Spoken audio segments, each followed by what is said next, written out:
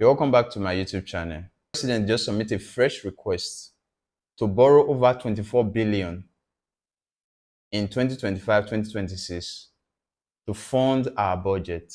Borrowing and keep on borrowing. We paid 3 billion. Now we're borrowing 27 billion. Let's listen to the Senate President as he read it out in the floor of the Senate. Colleagues, I'll take this again. We are looking at requests for approval of the federal government 2025 to 2026 external borrowing rolling plan in the total facility and projects and programs under the borrowing plan of $21.5 billion and Japanese yen 15 billion and grant of 65 million euros respectively, and the summary of the breakdown is attached herewith. The Senate, in the light of the removal of the fuel subsidy and its impact on the national economy, approval is sought for the external borrowing plan. I want to emphasize that the projects and programs included in the borrowing plan were selected based on thorough technical and economic evaluations, as well as their anticipated contributions to the socio-economic development of the country. These initiatives aim to generate employment, promote skill acquisition, foster entrepreneurship, reduce poverty, and enhance food security, all of which will improve the livelihoods of the average Nigerian. The majority of these projects and programs will be implemented across all the 36 states of the Federation and the Federal Capital Territory.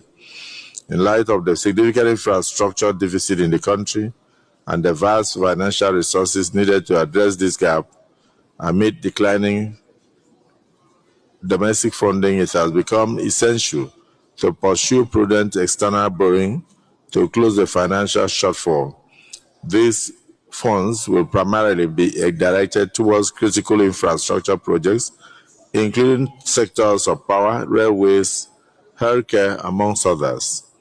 Given the urgent nature of these needs and the importance of stabilizing the economy, it is crucial to seek the consideration and approval of the distinguished Senate for the 2025 to 2026 external borrowing plan. This will enable the government to fulfill its obligations to the Nigerian people through timely disbursements and effective project implementation.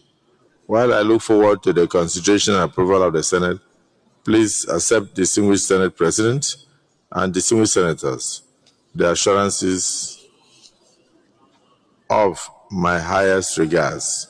Yours sincerely, Bola Tinubu, President, Commander-in-Chief, Federal Republic of Nigeria.